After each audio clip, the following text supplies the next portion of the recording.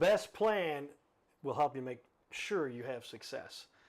We're going to talk about, for your home builders out there, why you need to talk about the planning you can do here. Walk your plans, everybody. Stay tuned for this one.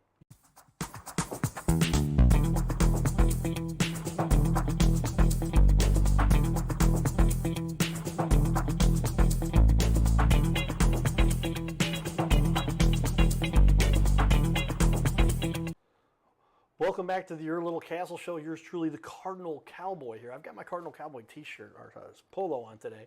We're doing some promotional stuff, and we got a lot of fun things going on in the community. The show is really taking off by now. Come in here, sit down with us, no charge.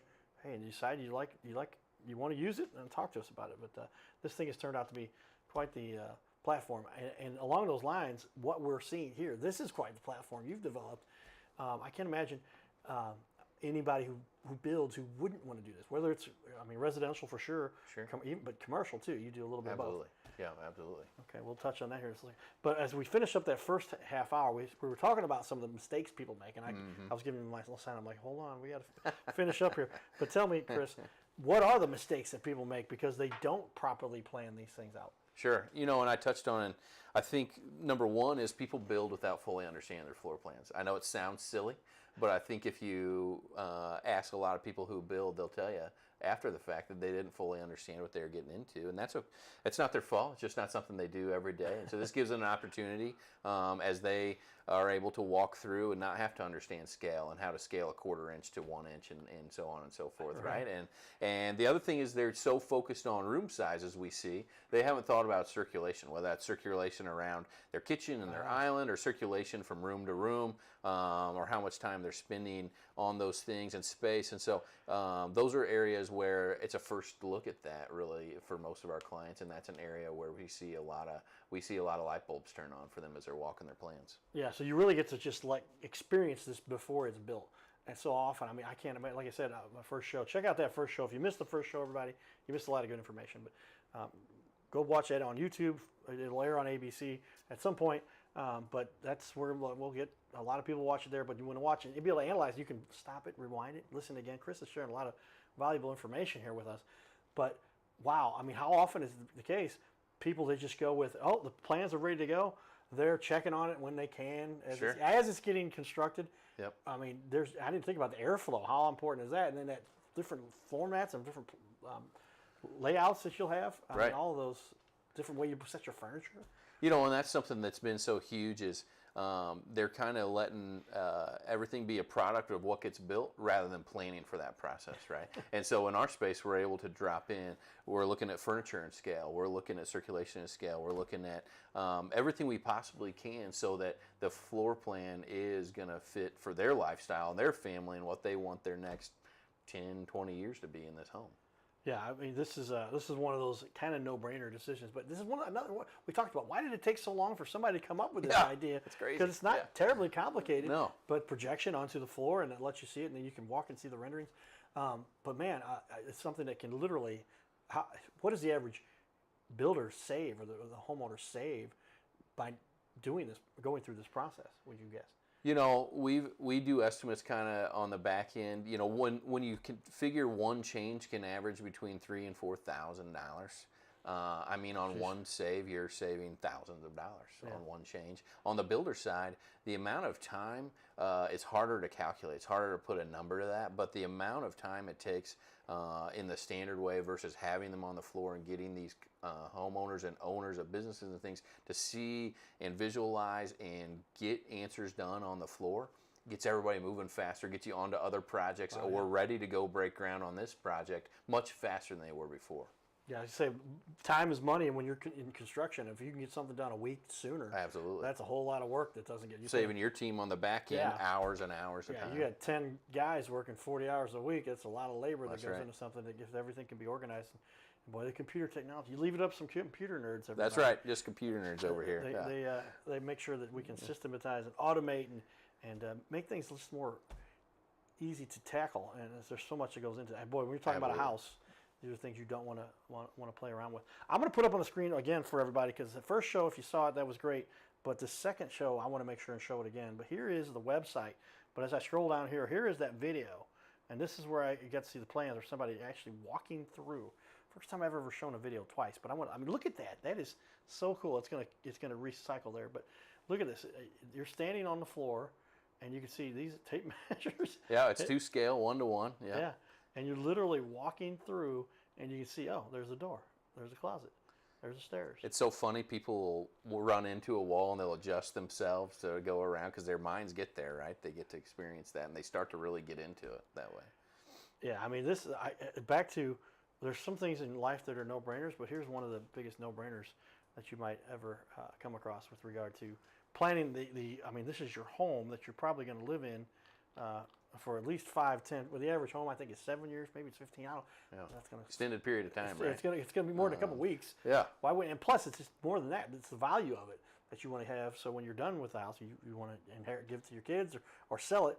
I know I bought my house and it's worth almost double what I paid for it. That's right. But I was going through that debate with my cousin, ended up doing my loan for me. He's like, "You want to do this? I can get you approved. You're stretching things a little bit, but." I'm glad I did but boy, I can tell you there was a number of modifications that if I'd have had this option in front of me, things might have been a little easier for me to make a better decision. But you said residential and commercial. What, as far as a commercial goes, how do you help somebody with a commercial? We've done everything that, it's really the same process. They're getting in their spaces the same way, right? Whether that's back of house logistics, mechanical setups, whether it's going through their conference rooms and circulation and furniture planning for their shared spaces in their office, their cubicle spaces, as well as grocery stores. We've gone through grocery stores and planned those layouts. Also, we go through full electrical walks. Electrical walks are something that are so forgotten about until it's almost an afterthought, right? We go through those things up front. We'll have people go through those from a commercial and residential side and really get a good understanding and have some good conversations with those too. Electrical has changed quite a bit these days. Now, Oh, yeah. People are using an average of 15 devices in a room that they use because you got your iPad, you got your tablet, you got your computer, you got your phone, you got your fan, you got your TV, and that's before you get into like all the other extra amenities that people have. But I mean, just to make sure that the circuitry is wired correctly and the setup. You notice that? Because I don't know how many times now I would have said I could have had 3 more outlets that we could have put in here. That would have made life a lot easier. Right. And add an outlet afterwards is a major pain that's and not very an easy one, expensive. yeah. But the electrical, and then I guess plumbing falls into that category too. Sure. And to make sure that all the plumbing, Anything. you want 2 heads, you want however you want to set up your. When you're standing in it, you start to envision life in the space. And you start, we have so many people stand in their shower. They're thinking about where am I going to turn my water on when I walk in? How is the door going to swing into my shower? Where do I want the head to come down? Same thing with, in laundry spaces or in mechanical rooms, having the access that they need, right?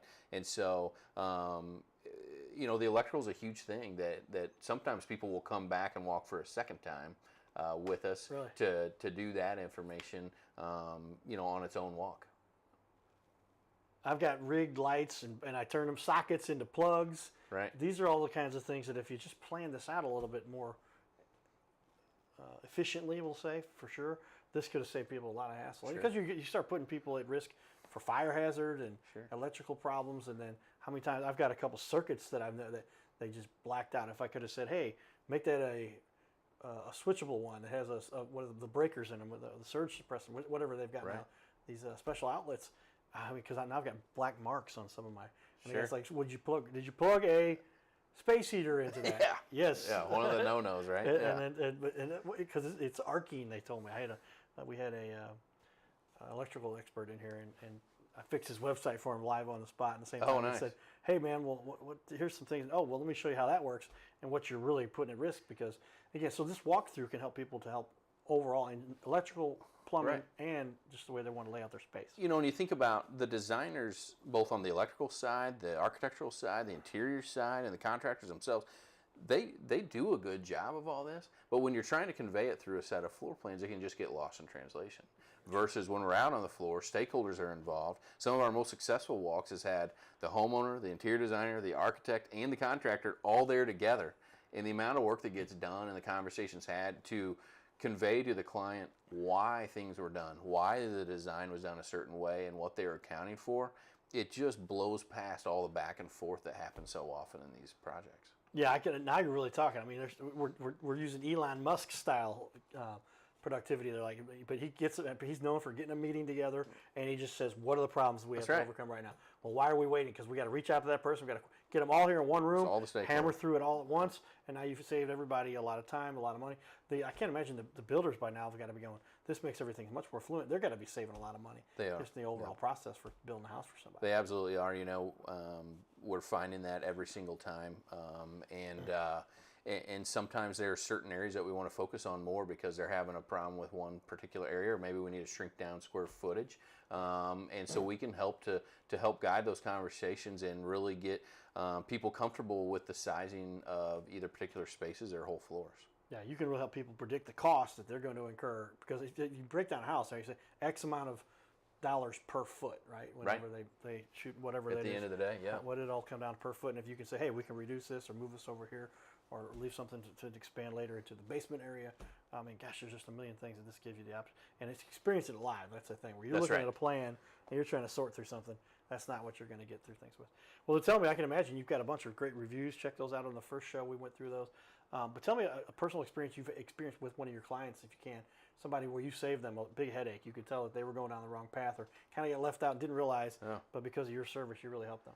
Just a week and a half ago, we had a client come in through a builder partner of ours, and they're having a really hard time in their primary suite, and they kind of oversized this thing, and now, as you know, price per square foot, those things add up. You're adding more square footage, you're adding more material, you're adding more building costs, and so we wanted to get inside that space, and we were able to not only get them inside the space to experience the space, but we were able to program that furniture in, and we saw huge savings of square footage in there. We were able to shave off something like 80 square feet from their primary bedroom, and still have plenty of room to accommodate all the furniture. And in their 2D drawings, in their paper or computer copies, they weren't seeing it that way. When they were in it, they were like, "Oh my gosh, this is way oversized." And so it was so great to both accommodate what the homeowner was trying to accomplish, what the builder was trying to accomplish, and to see that happen live. We actually saw that homeowner out and about the next weekend, and they were still talking about how great it was to experience that, and they were going to come back and walk again just to verify after it was done. I've never done this before on the show. I'm going to do it real quick. Okay, Google, tell me the average cost per square foot to build a house. I can imagine I bet that's going up, yeah. That's gonna. What would they say? Yeah, and it says right here. And I was gonna say about 150. They said between 100 and 200. I'd say that's what we've seen over the last couple of years. Is that number's usually starting more around 220, 250. 220. Yeah, and I guess that's true now. I think Google's still on some of the lower. Yeah. But literally, like, you're talking 150, $200. That's 16,000 on it's significant on just 80 feet. And it's just those conversations. It's being able to have those conversations for the first time in the plans, and being able to do it in a fun environment where it's relaxed. If you come late enough, we might have some cocktails and some appetizers, and just be able to do it in a stress-free environment to where you don't have hammers swinging around you.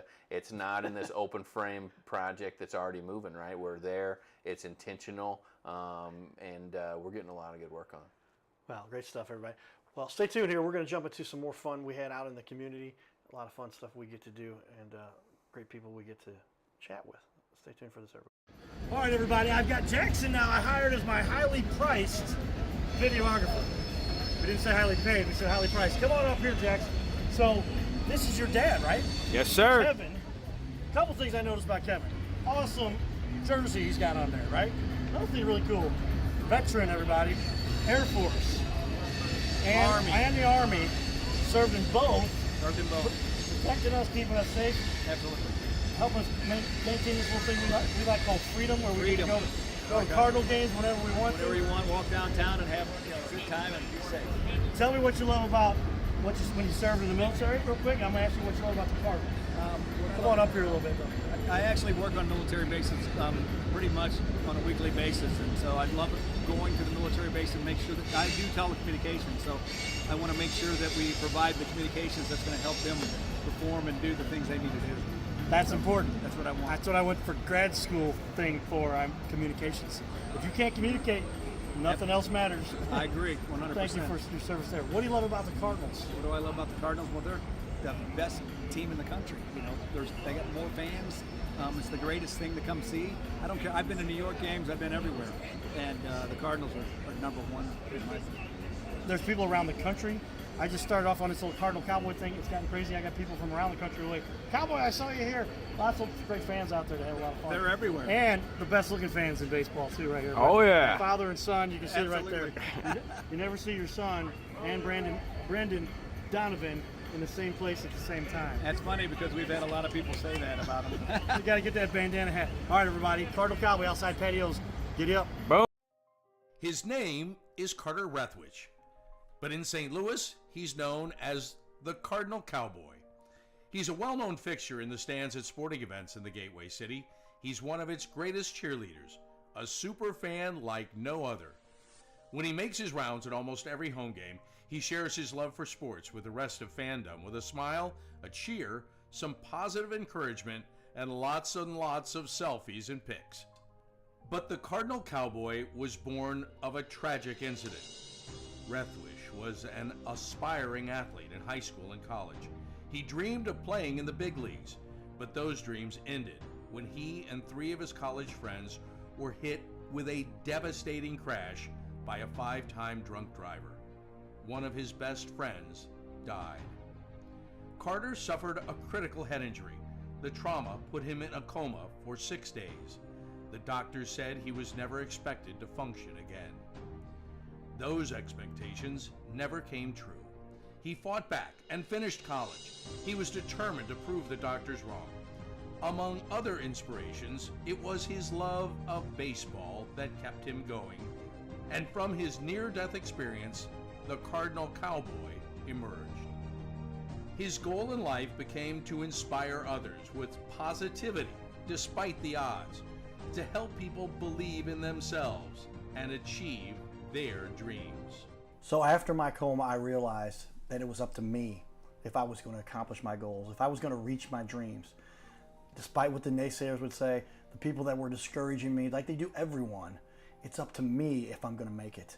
Don't listen to the naysayers. It's up to you. You decide whether you're going to succeed, whether you're going to reach your goals. Dream, and then always, always chase your dreams. Never give up. Giddy up.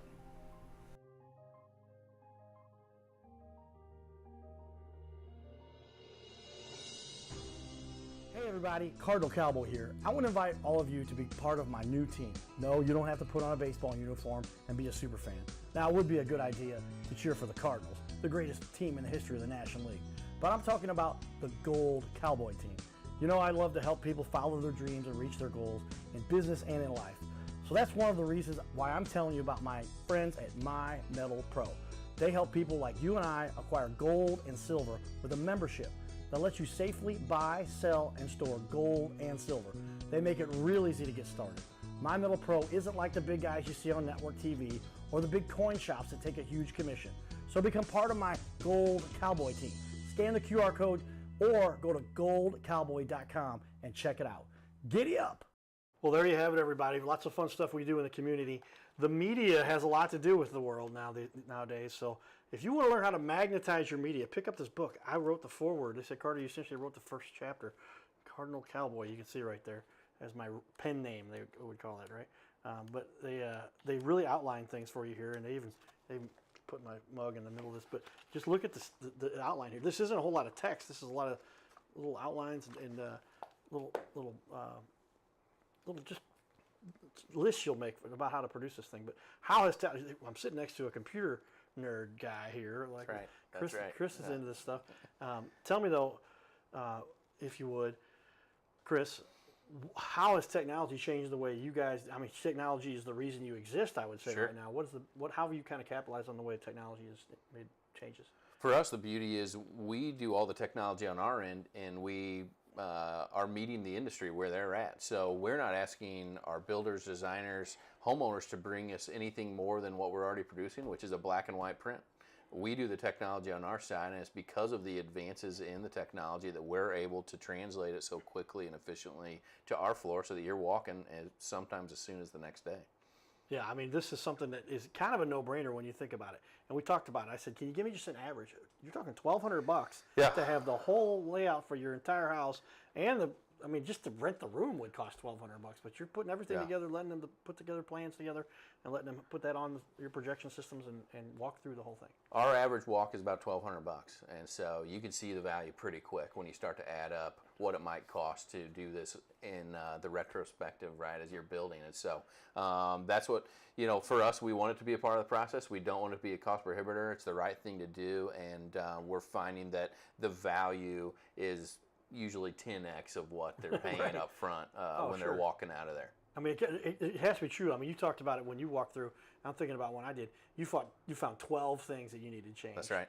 What would it cost to do that later or through the? We normal took it process? to our builder, and he said it was about $35,000 worth of savings that we found in that time. 35 grand. Yep. Just to have this done. Yep. And I can only imagine. I mean, yeah, you just have one mistake or one change that you want, something that you just didn't realize. But until you get to walk through, you can't even really experience it. And even if you don't make any changes, which has yet to happen, they always are making something. Oh, but so people are getting their money back. The every time. confidence that they're walking out of there with, that they've now been in their space, they're ready to go. They're excited. They're ready to go put a shovel in the ground or swing a hammer and get this thing going. And that's really valuable too.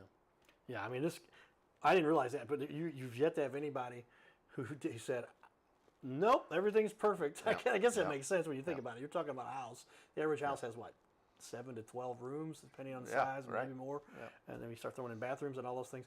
It's going to be inevitable. There's going to be at least one change. So one right. change, you're more than even. And second, third, $35,000 worth of changes that you found that just if you had. To That go was through our first example where, like, I think that makes sense. We got to bring this to St. Louis and help supporting our industry here. Wow, that's a great value, and you're really helping a lot there to do that. Well, then tell me the process. Walk me through that a little bit too. You mentioned in the first show a little bit, but you've got a great looking website. Is that the best place for people to go? That's the best place to go is STLWalkYourPlans.com. You can find us on Instagram, on Facebook as well. We're as many places as we can be. Just trying to get connected with homeowners, builders, industry partners, designers. But you'll see our contact button. You'll see a form right at the top of the page. We have case studies there for you to preview as well. Give us a call. We'd love to walk you through the process. We'd love to explain how it works. But at the simplicity of it, you fill out our form. We set up a time for you to come walk. You send us your floor plans, and we're on the floor and going. Wow, this is a kind of a no-brainer. And just when you're talking about spending $300,000 to $500,000 or $1 million on a house, I wouldn't even want to make sure that you got these That's things. right. And now the no-brainer is nobody's gone through the process without having to make at least one change. What's the minimum amount of changes you've had? Somebody? Probably 5. 4, 5. Yeah. 4 changes was the minimum. Yeah, If you just yeah. do an average change of $2,000, that's why this thing. And they're not huge things sometimes, right? Door swing, sliding, going from a single door or double door, increasing the depth of a porch, right? It doesn't always have to be these big things, but they add up, as you know. Once you get started in that process and being able to see it for the first time just brings out a different perspective in people. Yeah, I remember I wanted to make a change just to get the doorknobs changed from brass to nickel, and they said, sure. $4,000 or something. I'm like, never mind. I'll just live with brass, and I didn't want brass, but we got brass. But that's what you deal with. Well, tell me then, what is the challenge as a business owner? One of the challenges you've had to overcome that kind of help you learn a little bit about your business and how to better serve people? Sure. For us, it is it's an emotional industry, right? When people are building, be it their home or their office, it's something that's really important to them. It's where their family's going to do life. And so we always want to be cognizant of that. We want to be accommodating of that. And we want to make sure that we're set up to aid in all of that as best that we can. I think, for us, being a new tool in the business, being something that isn't overly complex, but it is a new offering, especially here in St. Louis in a Midwest location. We're not on the coast where technology is as prevalent, right? We're not in New York City. We're not even in Chicago, where people see tech and they're like, I'm in. We need to explain it a little bit further. And so we're excited to continue to educate people, to continue to show them how it can be valuable for their project, big or small. And so it's been a continual grind, if you will, to get that word out. But 100% of the people that come in our facility see the value. Once you're in there, you see what we're doing. And you can see how it's going to help the project. And that leads to my next question here. What's the biggest objection? What's the biggest question people have about this? Now that I understand the numbers, I'm like, one change pays for it. The average person is making a minimum of 5 changes. Sure. What is the biggest question people have? I think people still, until they're inside of it, sometimes don't fully understand what we're doing. They're thinking that it's another VR spin-off, which it's not, or they equate it to another technology type of ad that's just another thing they need to do on their project versus a real experience of their home plans, which is at our core what we're doing. Yes, the technology and the ability to add furniture and things are great, but at our core, we're walking through floor plans. And so I think the biggest thing we run into is still people not quite understanding what we're doing until they get in our space. And just launching a new tool for the industry, which always has a little bit of ups and downs as you're on the path. I got to throw in another one I thought about. In my first level of my house, I got a 2-story. You walk in, and there's an office area to the right, and there's an open area, the dining room to the left. In my office area, it has a giant open area. And I was like, man, I want a door on this thing. If I had just seen that the way it was built before it was actually done, then I would have. But I ended up saying, oh no, I got to build it, bring in a guy. We had to frame it in a little bit, put a door inside of it. He and I are going back and forth. It never quite got done quite right. Didn't look. It looks okay. It looks pretty good unless you start to rely on. I used to put paint peel. Anyway, but I mean, gosh, if that had all been done prior, it all been done perfectly well, and that alone was worth $5,000 right there at least. Just for that. And that's the thing is literally with one change, you're going to save your cost of walk, and for us that makes it all the while and all the worth it. And so just trying to get people to see what we're doing, see the value in that. It will continue to get the message out and try to help more and more people as we continue to grow. Well, I think you're providing a great service and something that can really impact a lot of people. I mean, because you're planning for your kids, your family's future, and everything that goes into that. And we'll talk about. We'll get you guys to air here pretty quickly. But tell me then, what is it you get the most satisfaction out of by providing this service to everybody? Kind of innovative thing, creative, new. What do you enjoy most about it? Yeah, like we talked about, we're tech nerds, right? We like to do that. But being in the building industry, architecture, all of my career, this is a way to help 10 times, 100 times more people than I ever could drawing plans. This is a way to touch every project in St. Louis rather than 1%, right? This is a way to help more and more people, and we get a huge kick out of it. When people come out of it and say it was absolutely 100% worth every penny and more, it puts a smile on our face. It's why we do it. We're here to help the industry. We're here to help those people, and at our core, we feel like we're doing that. Yeah, I can say there's very few things I've had my hands on to see, and I've got lots of great business owners that come and offer wonderful services. But when you're talking about the planning of your home and what it could potentially turn into, or the mistakes that could be made, I'm just thinking about just a couple things. If I go through this, I'll think about a few more. But there's no reason why everybody who's getting a house home, back patio, outdoor kitchen, pool. We do pools. Okay. Garages, businesses, all those things. There it is, everybody. Stay tuned for more. You're watching the Your Little Castle Show. Giddy up.